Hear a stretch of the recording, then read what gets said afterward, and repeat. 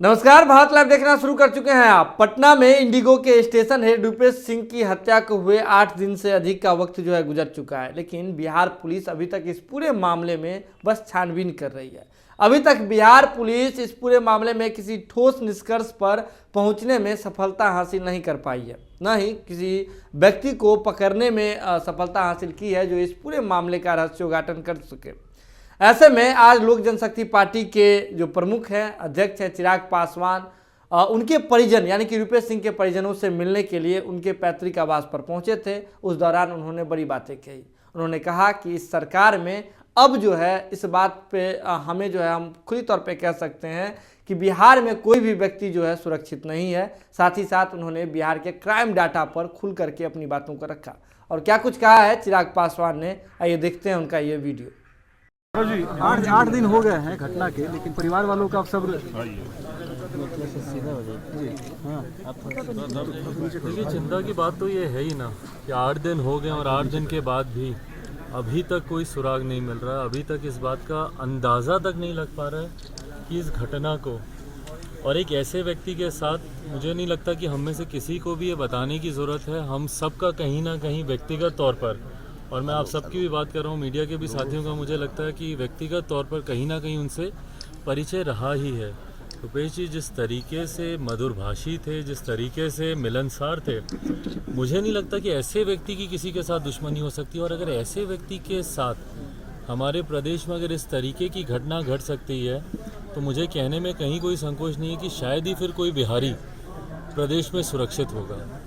एक ऐसी जगह पर यह घटना घटी जो बिहार का केंद्र है, जहाँ पे तमाम रसूखदार लोग रहते हैं, भले वो प्रशासन के लोग हों, शासन के लोग हों, वहाँ पर ऐसी घटना घटती है। लेकिन मैं निरंतरता में इसी बात की चिंता मैं जताता आया हूँ। लोग कहते हैं कि मैं राजनीति कर रहा हूँ, पर मेरे लिए आज अगर मैं रुपेश जी की बात कर रहा हूँ तो मैं अपने भाई के लिए मैं बात कर रहा हूँ, मैं अपने साथी, अपने दोस्त के लिए मैं बात कर रहा हूँ। मैं अगर बोलूँगा तो कहा जाएगा कि भैया राजनीतिकरण क्या किया जा रहा है, सरकार पे पुनः सवाल उठा रहे हैं। इसलिए सवाल उठा रहे हैं क्योंकि मुख्यमंत्री के खिलाफ ये बोलते आए हैं। पर आप ही मुझे इस बात का जवाब दीजिए ना कि अगर 8 दिन तक अगर आपको पता नहीं चलता है कि किसने हत्या की, कोई सुराग तक नहीं मिलता है, सीसीटीवी कैमरे काम नहीं कर रहे हैं, इस पर कार्रवाई क्या की गई अभी तक बताएं ना। बार बार कहा जाता है कि निरंतर हम मॉनिटरिंग कर रहे हैं, इतनी टीम बैठा दी गई, इतनी कमेटियां बैठा दी गई, तो क्या फ़ायदा उस टीम का और उस कमेटी का कि अगर 8 दिन तक आप सुराग तक नहीं लगा पाए। क्यों नहीं इस बात के ऊपर जवाबदेही तय की जा रही है कि भैया सीसीटीवी कैमरास क्यों नहीं काम कर रहे थे। क्यों नहीं इस बात पे जवाबदेही तय की जा रही है कि ऐसी जगह पर अगर ऐसी घटना घट रही है तो स्थानीय प्रशासन उस वक्त क्या कर रहा था। क्यों इस बात की रिपोर्ट नहीं थी, क्यों इस बात की इंटेलिजेंस के पास जानकारी नहीं थी कि भैया इस तरीके से हथियारबंद लोग इतने प्रभावशाली इलाके में खुलेआम वो लोग घूम रहे हैं। तो जवाबदेही कौन तय करेगा। इस बात को अभी तक क्यों नहीं सुनिश्चित किया जा रहा कि यहाँ पर जो परिवार के बाकी लोग हैं, कल को इस बात का क्या प्रमाण है कि भैया परिवार के साथ भी दुश्मनी नहीं निकाली जाएगी। क्यों यहाँ पर परिवार को सुरक्षा नहीं दी जा रही है। जो व्यक्ति उनके साथ दिन रात 24 घंटे रहता था, अमन है जो उनके साथ दिन रात रहते थे, क्यों नहीं इनको सुरक्षा दी जा रही है। अगर उनके ऊपर अगर इस तरीके की कार्रवाई की जा सकती है तो कल को हो सकता है कि अपराधी दुश्मनी निकालने के लिए इनके साथ भी वही बर्ताव करें। इनको क्यों नहीं सुरक्षा दी जा रही है। यहाँ पे परिवार के लोगों को क्यों नहीं सुरक्षा दी जा रही है। उनके भाई साहब का कहना है कि कल को इस घर को दुश्मनी में डायनामाइट से उड़ा दिया जाए या अपराधी इसी तरीके से घर में बंदूकों से लैस होकर आकर हम लोगों के ऊपर गोलियां चला दे, हम लोग को मार दे, तो कौन इसकी जिम्मेदारी लेगा। तो जो एक घटना घटी वो तो घटी, पर कम से कम भविष्य में ऐसी घटना ना घटे। बार बार निरंतरता में मैं हमारे मुख्यमंत्री, हमारे गृह मंत्री की भी जो जिम्मेदारी संभाल रहे हैं उनसे मैं आग्रह कर रहा हूँ कि कम से कम इतना तो कीजिए। हमारे प्रदेश के मुख्यमंत्री हैं आप, आपसे अगर उम्मीद नहीं अभी कोई रखेगा तो कौन रखेगा। आज की तारीख में आप ही इस जिम्मेदारी को आप निभा रहे हैं, तो आप ही से ही हम लोग आग्रह कर सकते हैं। बट आपसे जब आग्रह करते हैं तो आपको लगता है कि भैया हम आपसे सवाल कर रहे हैं, हम आपके ऊपर प्रश्न उठा रहे हैं। प्रश्न नहीं उठा रहे हैं, पर आप हमारे प्रदेश के मुख्यमंत्री हैं, आप ही से ही हम लोग की उम्मीदें हैं। आप ही कुछ कार्रवाई कर सकते हैं। अगर आप भी नहीं कर पाएंगे तो फिर कौन कर पाएगा। कोई नहीं कर पाएगा। लॉ एंड ऑर्डर को संभालना राज्य सरकार की जिम्मेदारी होती है। इसीलिए आज पुनः आपसे आग्रह करते हैं कि एक तो जो घटना घटी उस पर तो जल्द से जल्द कार्रवाई की ही जाए, और अगर आपसे अगर नहीं बनता तो सिफारिश करें आप सीबीआई से कि केंद्र की एजेंसी आए और वो आकर इसकी जिम्मेदारी संभाले, वो कम से कम तथ्यों को सामने लेकर आए।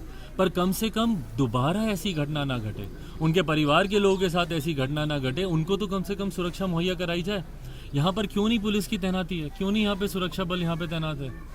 लोग आ रहे हैं, जा रहे हैं, दुनिया भर के लोग, जाहिर सी बात है संतानवा देने के लिए या यहाँ पे परिवार के साथ खड़े होने के लिए भी कई लोग आ रहे हैं, पर उसी की आड़ में कोई अगर अपराधी भी यहाँ पर घुस आता है और यहाँ पर उसी तरीके की घटना को अंजाम दे दे तो कौन जिम्मेदारी लेगा?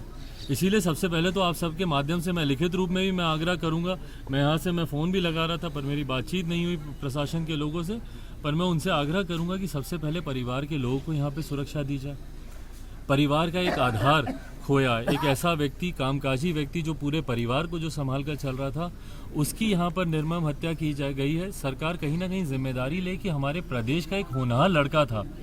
आप भी अपनी तरफ से सरकार को भी इस बात का प्रयास करना चाहिए कि परिवार का जब आधार खोया है तो परिवार आगे कैसे उसका पालन पोषण हो, उसकी जिम्मेदारी भी होनी चाहिए। सरकार की तरफ से एक नौकरी भी परिवार के किसी एक सदस्य को दी जाए ताकि उनके जो छोटे छोटे बच्चे हैं, छोटी सी बेटियां है, बेटा है छोटा सा, उनका परिवार ऐसे कैसे चलेगा आगे? उनके बुजुर्ग पिता हैं, उनको कौन देखेगा? तो सरकार की तरफ से उनके परिवार में से किसी एक योग्य व्यक्ति को नौकरी भी दी जाए, इसका भी मैं आग्रह करता हूँ। सबसे ज़्यादा ज़रूरी की सुरक्षा दी जाए ताकि बच्चों का भविष्य, छोटे छोटे बच्चे हैं, छोटी सी बेटियाँ है, छोटा सा उनका बेटा है, उनकी बीवी हैं, उनके बुजुर्ग पिता हैं, भाई हैं, इनके ऊपर भी कहीं ना कहीं भय के खौफ में लोग जी रहे हैं। इनको सुरक्षा का भाव मिले, कम से कम सरकार इतना तो कर सकती है। ये तो कोई बहुत बड़ी मांग हम लोग नहीं कर रहे हैं कि परिवार को सुरक्षा दी जाए। तो बस यही आग्रह करूंगा कि परिवार में दोबारा कोई ऐसी घटना ना घटे, उसके लिए। अगर ये वीडियो पसंद आई और वह बिहार के राजनीति और बिहारियत से सरोकार रखेनी तो सब्सक्राइब बटन दबा के चैनल के सब्सक्राइब कर ली।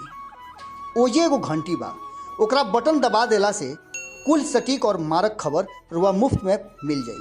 अगर रुआ पत्रकारिता के हमनी के नया प्रयोग में सहयोग कर चाहतानी तो ज्वाइन बटन दबा दी। पेटीएम नंबर नोट कर ली 9386816700। धन्यवाद।